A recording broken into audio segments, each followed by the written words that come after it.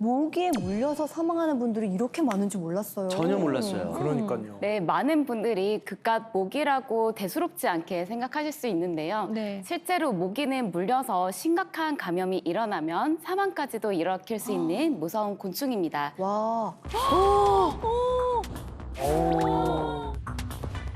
빨고 있어요. 살에. 대박. 아, 지금 피가 들어가는 거예요? 오, 저렇게까지 커진다고? 특히 모기로 인한 질환 중에서도 네. 말라리아의 경우에는 우리나라도 안심할 수는 없는데요. 네. 6월부터 경기도 김포, 파주, 고양시에 말라리아 경보가 발령이 되었습니다. 네, 올해 경기도에서 발생한 말라리아 환자의 수는 지난해 같은 기간에 비해서 약 2배 이상 증가된 것으로 보고되고 있습니다. 말라리아 무섭다는 걸 알고 있었는데요. 증상이 어떤가요, 그러면?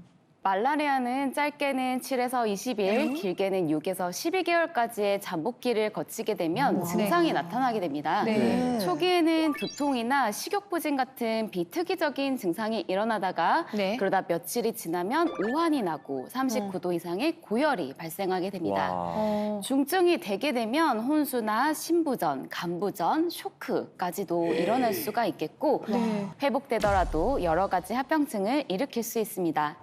네, 박사님, 이 말라리아가 아니라도 이 모기로 인해서 7, 8월에 급격히 환자 수가 늘어나는 질환이 또 있죠. 네, 연조직염이라는 질환입니다. 네. 어떤 질환인지 먼저 사진으로 보시겠습니다. 네.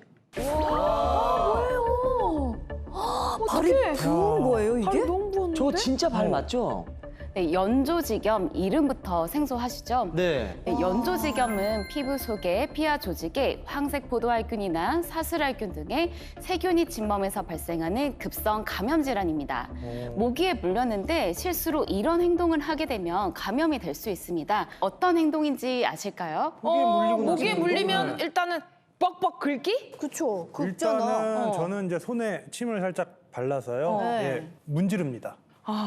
사실 두 분 다 맞습니다. 그렇죠? 예, 윤성민님처럼 예. 같이 모기에 물렸다고 침을 바르시게 되면 연조직염의 발생을 부추길 수가 있습니다. 네, 부추긴다고요? 하면 안 되는 행동이었네. 또한 긁어서 상처를 내셔도 위험합니다. 혹시 가이드 여러분은 여름에 양말을 잘 신고 다니시나요? 양말 신죠. 운동하실 때는. 운동하실 때 네. 신어요. 네.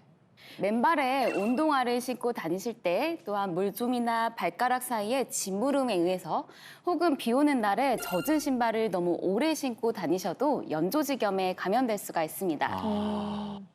국민건강보험공단 빅데이터로 분석한 2021년 7월의 연조직염 진료 환자 숫자입니다.